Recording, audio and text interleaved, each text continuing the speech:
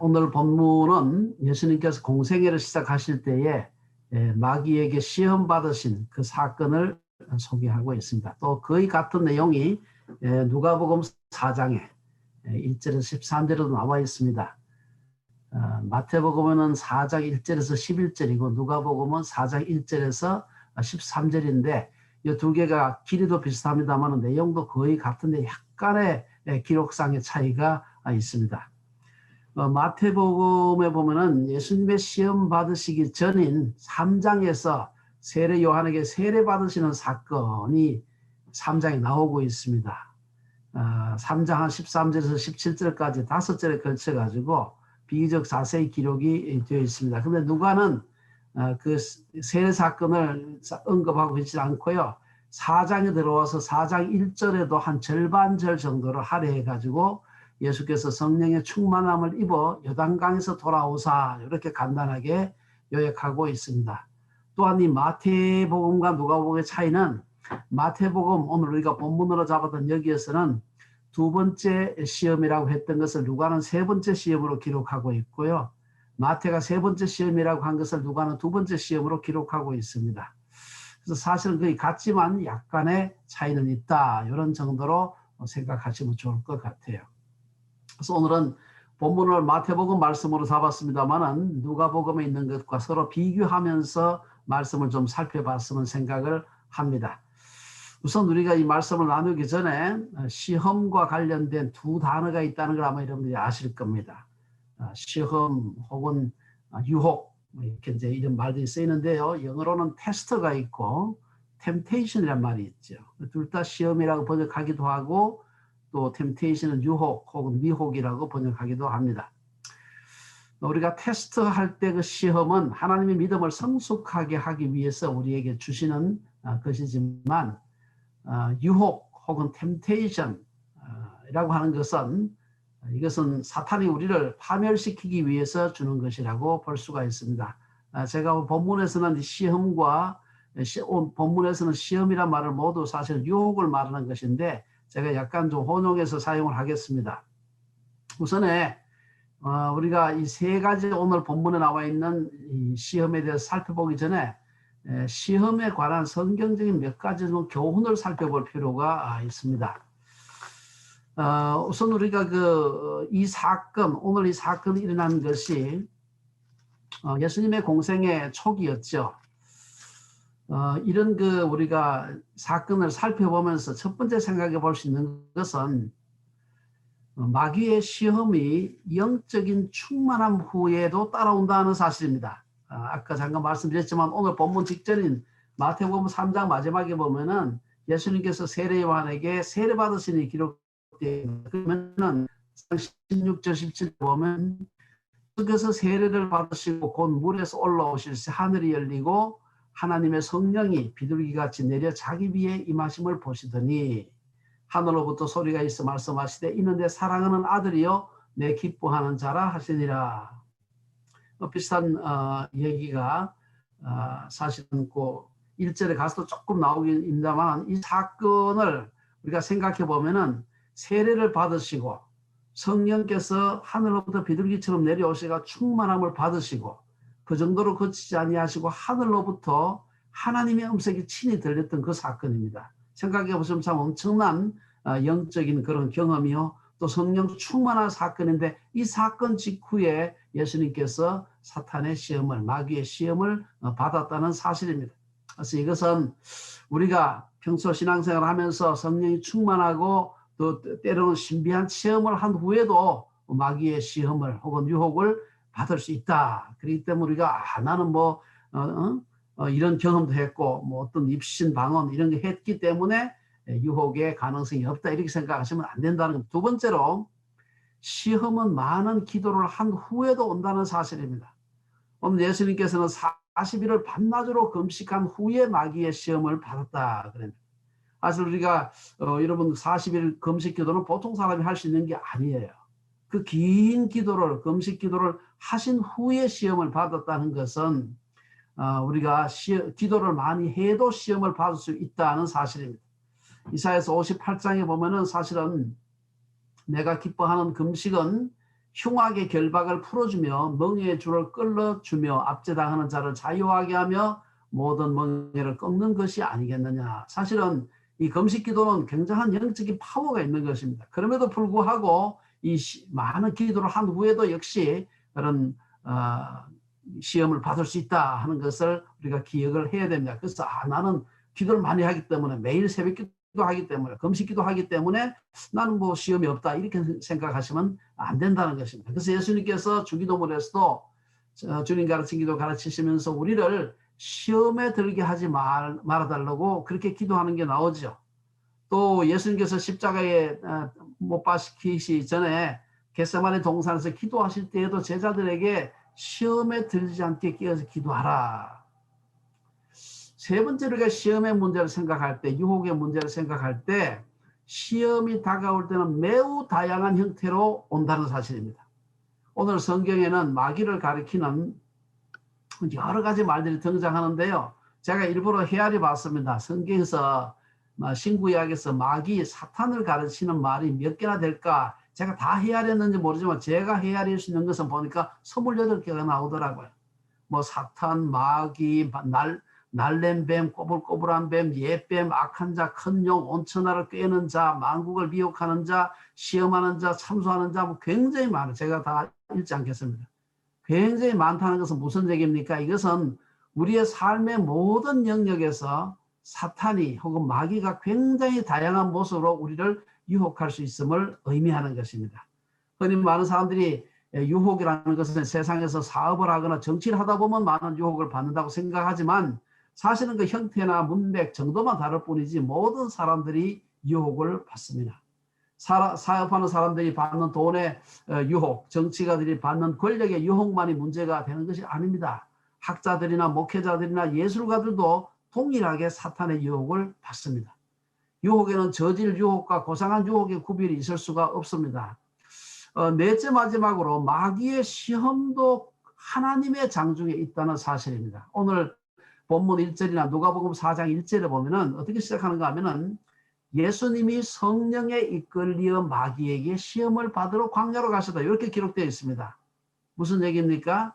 마귀의 시험도 성령에 이끌리어 마귀의 시험을 받으러 갔다. 이것은 마귀의 시험도 하나님의 장중에 있음을 보여주는 좋은 예입니다. 대표적인 예가 욥기서 1장에 나오는 얘기죠. 욥기서 1장에 보면은 하나님께서 욥을 막 칭찬하니까 이 사탄이 뭐라 그럽니까? 그 하나님께서 그 욥에게 물질적인 풍족한 그런 복을 주셨으니 하나님을 참 경유하지.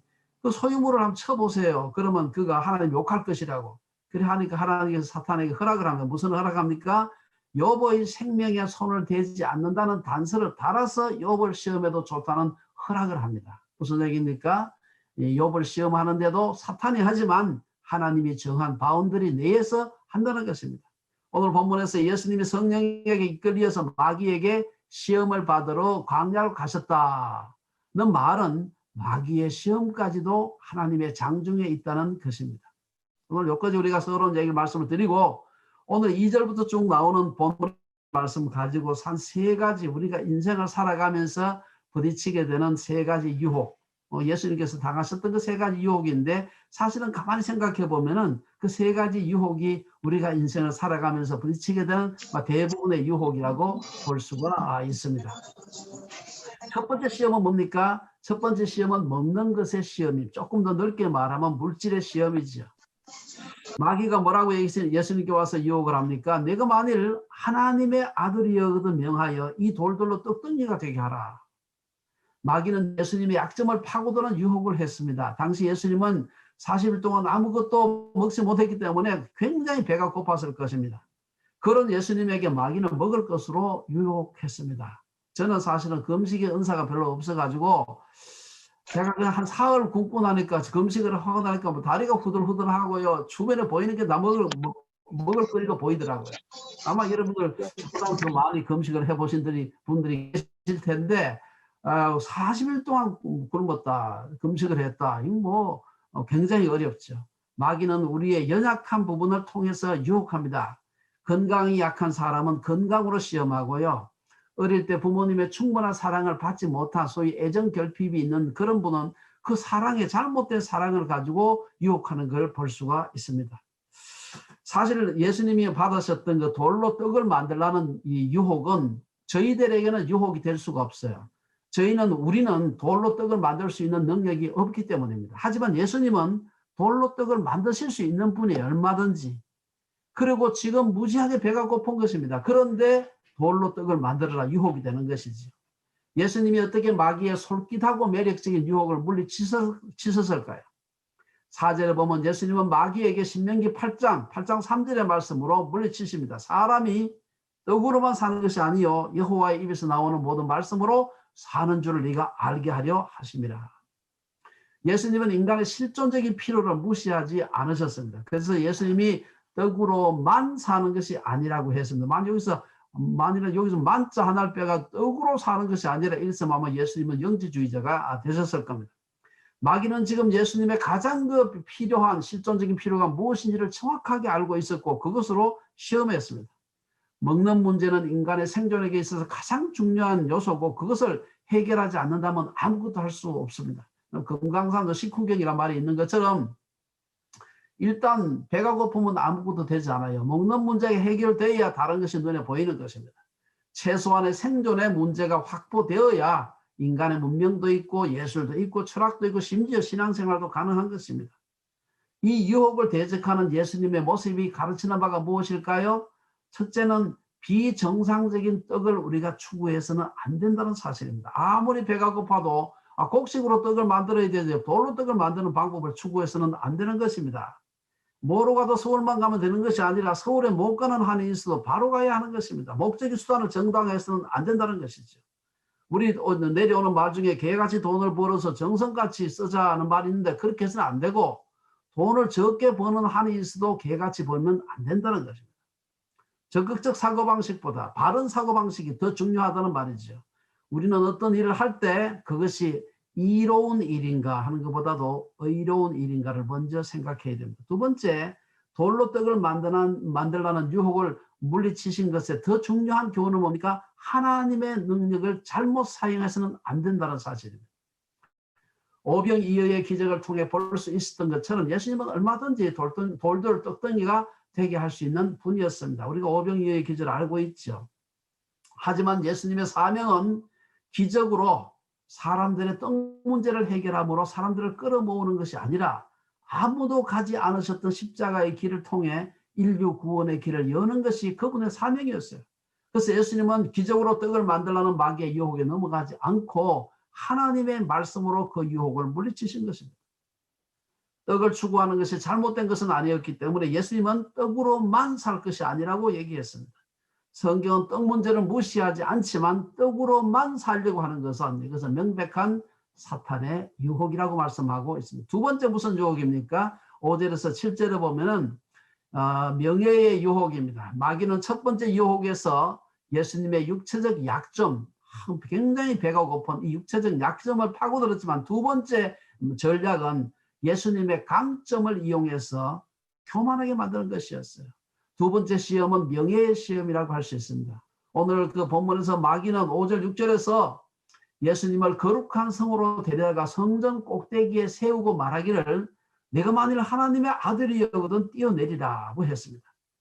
성전이 어떤 곳입니까? 당시 유대 사회의 지도층인 바리새인들과 사두개인들, 소위 믿음 좋은 사람들이 많이 모이는 곳입니다. 그리고 성전이 어디 있었느냐? 지금은 성전이 없습니다만은 기드론 골짜기 위에 세워져 있었다고 합니다.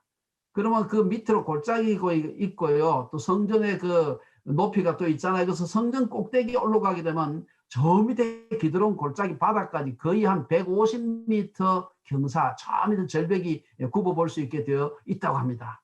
뭐 제가 가보질 않아서 모릅니다만 문서를 찾아보니까 그래요. 많은 사람들이 보는 앞에서 요새 150m가 되면 거의 한 50층 가까이 되는 높이입니다. 그 꼭대기에서 밑으로 뛰어내려 가지고 죽지 않고 그야말로 사뿐히 천사의 손으로 받았다고 생각해 보세요. 그러면은 예수님은 단번에 아마 슈퍼스타가 되셨을 것이고 표적을 중시하는 유대인들이 예수님을 한꺼번에 다 예수님 따르지 않겠습니까?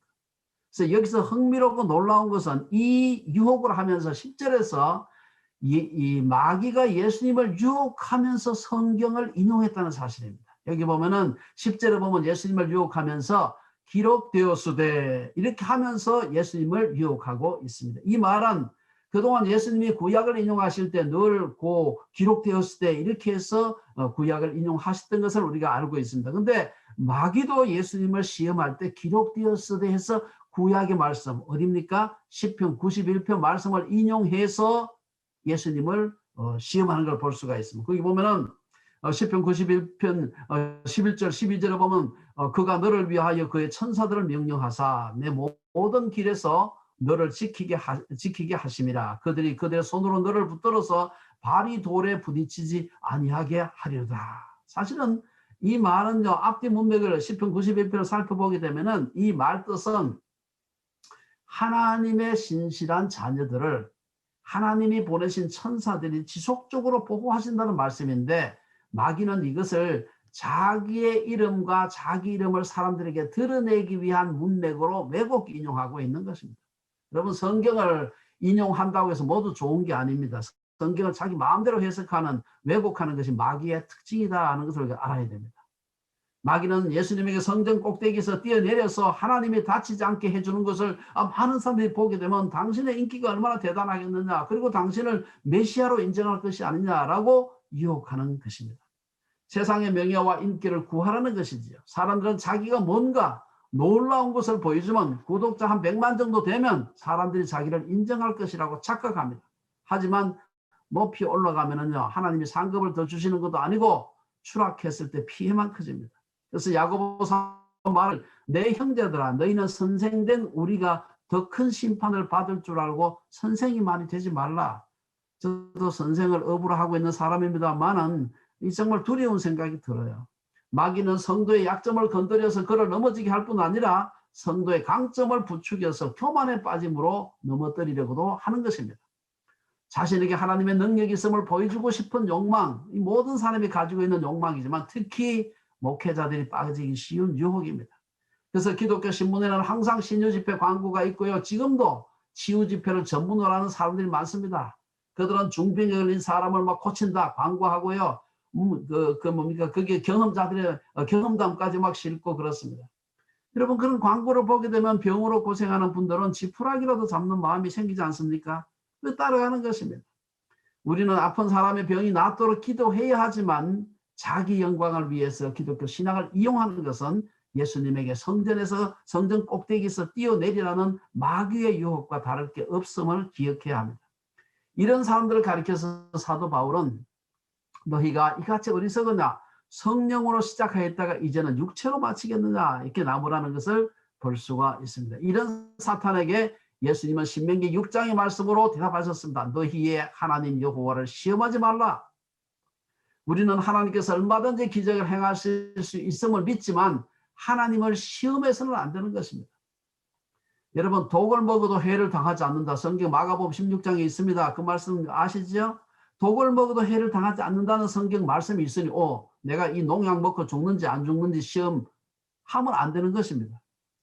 뜨거운 난로를 만지면서 손대지 않도록 해주세요. 그 기도하면 안 돼요. 뜨거운 난로를 만지면 손댄다고 하는 것은 우리가 상식적으로 알고 있는 문제지. 부실 건물 지어놔놓고 무너지지 않게 기도해서는 안 되는 것입니다. 그린벨트에 땅 사놓고 건축허가 나도록 기도하면 안 되는 것이, 그건 믿음의 기도가 아니라 하나님을 시험하는 기도입니다. 믿음을 상식과 질서와 자연의 법칙을 깨뜨리는 것으로 오해하면 안 된다는 것입니다. 그래서 예수님은 잘못된 믿음의 시험을 단호하게 거부하시고 사탄에게 역시 신명기 6장의 말씀을 인용해서 주 너의 하나님을 시험하지 말라, 이렇게 말씀하셨습니다. 사탄은 예수님의 공생의 초기부터 십자가의 고난과 희생보다 사람들 앞에 스타로 등장하라고 유혹하지만 이는 하나님의 뜻이 아니고 예수님이 세상에 오신 목적도 아닌 것입니다. 단호하게 예수님이 거부하신 것입니다. 마지막으로 오늘 본문의 8절에서 그 마지막 절까지 보게 되면은 세 번째 어떤 유혹입니까? 세 번째는 권력의 유혹입니다. 권력의 시험입니다. 마귀는 예수님을 높은 산으로 데리고 가서 세상 모든 나라와 그 영광을 보여주고 자기한테 엎드려 경배하면 이 모든 것을 주겠다라고 약속했습니다. 마태복음에 보면 마태는 이것을 뭐 지극히 높은 산이다 이렇게 표현하고, 누가는 우리말은 조금 그 나타나지 않는데 그냥 높은 장소라고 하이 플레이스라고만 얘기를 하고 있습니다. 여기가 어딘지는 뭐 성경학자들이 추측은 하지만 정확하게 알지는 못합니다. 마태복음에서는 마태는 지극히 높은 산이라고 했기 때문에 그 동네에서 제일 높은 산이 헬몬산이거든요. 해발 한 2,800m 됩니다. 아마 그 산이 아닐까 뭐 그렇게 추측하기도 하고, 어떤 사람은 예수님께서 그 먼 데까지 가셨겠나 생각해가지고 아마 너보산일지 모르겠다 뭐 그렇게 생각하는 사람도 있습니다. 너보산은 해발 한 800m 정도 됩니다. 모세가 죽었던 산이죠. 하지만 뭐 단순히 높은 장소라고 하는 누가의 기록을 보면은 아마 어딘지 지금 우리는 확실하게 알 수가 없습니다. 마태는 예수님을 지극히 높은 산으로 마귀가 데리고 가서 그곳에서 천하만국과 그 영광을 보여주었다고 했습니다. 여러분, 설사 예수님께서 헬몬산에 마귀와 함께 올라갔다고 해도 천하만국과 그 영광을 보여주는 것은 말이 맞지 않아요. 문자적으로 성경을 해석하면 안 되는 경우가 바로 이런 경우입니다. 헬몬산 꼭대기에 올라가서 가장 맑은 날, 가장 눈 좋은 사람이라도 한 200km까지밖에 못 본대요. 왜냐? 지구가 둥글기 때문에 땅을 투시해서 지구 반대쪽을 보지 않는 한 천하만국을 다 볼 수는 없는 것입니다. 이것은 멀리까지 보이는 것을 상징하거나 환상 중에 온 세상을 보는 것을 가리키는 말입니다. 마귀는 예수님에게 자기에게 절하기만 하면 세상의 모든 권위와 그 영광을 주겠다고 약속했습니다.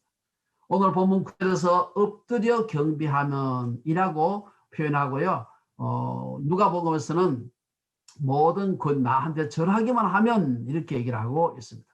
마귀는 예수님에게 상극을 보여주며 부와 권력을 믿기로 자신에게 경배할 것을 요구했습니다. 마귀는 세상의 권위와 영광은 하나님이 자신에게 넘겨준 것이기 때문에 자기가 원하는 자에게 줄 수 있다 그렇게 말했습니다. 근데 이게 사실은 잘못된 말이죠. 욥기서 1장에서 볼 수 있는 것처럼 사탄은 제한된 시간과 범위 안에서만 일정 권세를 부여받은 존재입니다.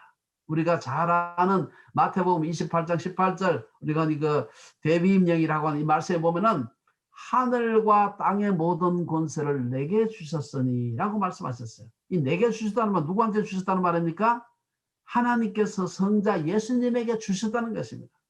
하늘과 땅의 모든 권세를 예수님에게 주셨다고 성경은 명확하게 얘기하고 있습니다. 그래서 마태복음 28장 19절에 보면 여러분 잘 아는 대로 그러므로 너희는 가서 모든 족속으로 제자를 삼아 그 말씀이 이어지는 것입니다. 사탄에게 주어진 것이 아니라 모든 권세는 예수님에게 주어져 있다는 사실입니다. 권력에 대한 욕망은 다만 정치인이나 경제인, 기업인들에게만 국한된 것이 아니라 모든 인간에게 공통적으로 나타나는 욕망입니다. 욕구는 죄가 아니지만 욕망이나 탐심은 그 자체가 죄입니다. 부정한 방법을 동원해서라도 돈과 권력을 손에 넣고 싶어하는 것은 마귀의 유혹에 넘어가는 것입니다. 이 세 번째 시험에 대해서도 예수님은 오늘 본문 1장 10절에 보면은 사탄아 물러가라 단호하게 말씀하시는데 사실은 이것도 신명기 6장에 나오는 말씀이에요. 이게 보면은 신명기 6장 말씀 6장 13절에 보면 내 하나님 여호와를 경외하며 하며 그를 섬기며 그의 이름으로 맹세할 것이니라. 예수님처럼 말씀으로 시험을 이기기 위해서는 우리가 늘 이렇게 말씀을 마음에 담아 두어야 하는 것입니다. 사탄이 어떤 도전을 해올 때 그 생각이 그 말씀 생각이 팍 나야 돼요. 예수님께서 얼마나 구약 성경을 자세히 또 많이 연구하셨는지 우리가 알 수가 있습니다. 신명기를 예수님께서 이제 신약에서 제일 많이 인용을 하셨는데 아마 특별히 신명기를 사랑하셨던 것 같아요. 예수님처럼 말씀으로 시험을 이기기 위해서는 늘 우리가 말씀을 마음에 담아 두어야 합니다. 그래서 저는 우리 교회에서 제가 참 학생 때 내비게이터에서 하는 성경 암송 카드를 저희가 즐겁게 한 적이 있습니다. 그게 지금까지도 도움이 돼요. 불과 한 69절밖에 안 되지만 69절 다 외우니까 너무나 써먹을 때가 많더라고요. 그리고 어떤 일이 생겼을 때 적용도 팍팍 되고요. 그래서 우리 교회도 하나 그런 메모리 주제별 메모리 좀 암송 카드 시스템을 좀 하나 개발했으면 좋겠다는 생각을 제가 좀 하고 있습니다. 우리가 그렇게 말씀을 깊이 연구하려면은 시편 1편 2절에 있는 말씀처럼 오직 여호와의 율법을 즐거워하여 그의 율법을 주야로 묵상하는 게 필요해요. 그래야 사탄이 어떤 공격을 해올 때 말씀 가지고서 대적을 할 수가 있는 것입니다. 몇 가지 말씀드리고 오늘 결론과 권면을 맺도록 하겠습니다. 예수님이 마귀의 시험을 물리치자 사탄은 예수님을 떠났다 했습니다. 마태복음 오늘 본문에서는 그냥 마귀가 떠났다고 되어 있지만 누가복음 4장에 보면 조금 표현이 재미있어요. 얼마 동안 떠났다 이렇게 되어 있습니다. 얼마 동안 떠났다. 적절한 시간이 되면 다시 돌아와서 믿는 사람들을 유혹할 것이라는 의미죠. 그래서 오늘 우리들도 동일하게 예수님이 경험하셨던 마귀의 유혹을 경험하고 있습니다. 왜냐? 마귀가 돌아와서 우리를 유혹하는 것입니다. 사람들은 돌을 떡으로 만들어서 모든 굶주림과 물질 문제를 해결하는 것, 또 성전 꼭대기에서 뛰어내려서 새처럼 가볍게 땅에 내려앉아서 온 세상 사람들 인기를 얻는 것, 유튜브 조회수 100만, 온 세상의 모든 권력을 손에 넣는 것을 추구하지만 성경은 그것을 마귀의 유혹이라고 말합니다. 이런 유혹 앞에서 예수님은 사단아 물러가라 외치셨습니다. 이는 고난과 십자가와 부활의 길을 가로막는 베드로를 향해서 예수님이 꾸중하신 말씀과 동일한 표현입니다. 마태복음 16장에 보면은 베드로가 선생님 그렇게 십자가 지지 마십시오 했을 때 사탄아 물러가라. 여러분 다 잘 기억하시죠. 그리스도인들이 고난을 저주하고 세상의 부귀영화만을 부추기는 것은 사탄의 유혹이라는 의미입니다. 말로는 십자가고 부활을 외치지만 실제로는 물질과 명예와 권력을 지향한다면 그것은 사탄의 유혹에 빠지는 것입니다. 오늘 본문에서 말하고 있는 마귀가 예수님을 유혹한 세 가지를 하나로 묶으면 어떻게 하겠습니까? 한마디로 세 유혹을 한마디로 표현하면 당신이 메시아임을 증명하라. 능력을 보여주어서 당신이 메시아임을 증명하라는 것입니다.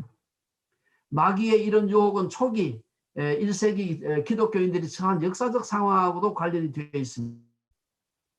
그 당시 여러분 아는 대로 로마 제국이 팔레스타인을 식민지로 다스리고 있었습니다. 로마 제국을 향한 유대인들의 무장 독립운동 여러 차례 했지만 성공하지 못하고 있었습니다. 유대인들은 이제 우리가 로마한테는 덤벼들 수가 없구나. 자신들의 힘만으로 로마 제국과 맞선다는 것은 불가능하다는 것을 깨달았습니다. 그래 되니까 그들이 기대하는 건 뭡니까? 로마 제국을 힘으로 제압할 수 있는 하늘이 보낸 힘 있는 메시아가 도래하기를 눈이 빠지게 기다리고 있었습니다. 그런 속에서 지금 마귀가 예수님께 이런 유혹을 하는 것입니다. 이런 정치적 군사적 메시아 사상을 갖고 있었던 유대인들은 예수님을 향해서 당신이 메시아라면 메시아임을 좀 증명해 보시오. 실제적인 힘을 보이라고 요구하는 것입니다. 이런 배경에서 마귀는 예수님을 시험하고 있는 것입니다. 예수님의 시험을 통해 우리가 이 시험을 이기는 방법은 무엇일까요? 말씀드린 대로 말씀을 앞세워서 대적해야 합니다. 오늘 본문에 보면 여러 차례 기록되었을 때란 말씀이 4절, 7절, 10절에 이 세 분의 그 유혹에 대해서 셋 다 말씀으로 대적하는 것을 볼 수가 있습니다. 오늘 에베소서 6장에 보면 말씀은 사탄을 물리치는 성령의 검이라고 하고 있습니다. 하지만 이단들도 성경을 인용할 때가 많기 때문에 우리가 하나님의 말씀을 알 때 바르게 알아야 됩니다. 그래서 우리가 신학교가 왜 필요합니까? 제대로 해석하는 법을 알아야 돼요. 우리 뷰도 이를 위해서 존재하는 것입니다. 여러분 아는 대로 전성민 교수님도 해석학자인데 성경 해석학이잖아요. 이 성경을 어떻게 해석하는 게 바른가? 이런 전문 성경 해석학자들이 필요한 것입니다. 신학 안 하신 분들은 그 뭐 2000년 동안 성경 공부했는데 또 뭐 연구할 게 있나 이렇게 생각하지만 그렇지 않습니다. 그래서 우리가 말씀과 바른 신학 안에서 자신을 제한하고 성찰하는 겸손을 배워야 합니다. 말씀을 모르면 점쟁이나 이단들에게 속기 쉽습니다. 특히 우리 기독교 그중에서도 종교 개혁의 후예들인 개신교는 말씀의 종교라고 말합니다. 말씀 위에 바르게 굳게 설 때 어떤 시험도 능히 물리칠 수가 있는 것입니다. 두 번째 우리가 십자가를 지는 것을 피하지 말아야 됩니다. 꼭 져야 될 때는 져야 되는 것이죠.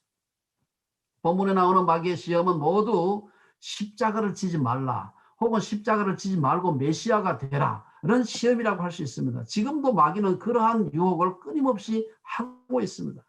아니 얼마든지 편하게 살 수 있는 길이 있는데 왜 구태여 그 십자가를 지려고 하느냐라고 유혹하는 것입니다. 세상에 속한 사람의 최대 목표는 뭡니까? 편안히 가늘고 길게 부담 없이 사는 것입니다. 그러나 지금의 편안함이 영원한 평안을 주지는 않습니다. 자신에게 주어진 사명을 따라 사는 것이 하나님의 뜻대로 사는 것입니다.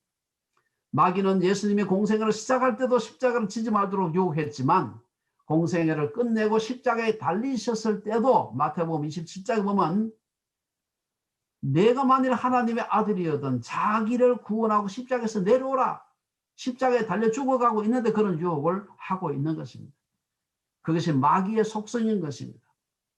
예수님이 유혹을 이기신 것처럼 말씀으로 마귀의 유혹을 능히 이기고 이를 통해서 사람들을 복되게 하는 우리 주빌리 성도들이 되시기를 주의 이름으로 축원합니다. 기도하겠습니다.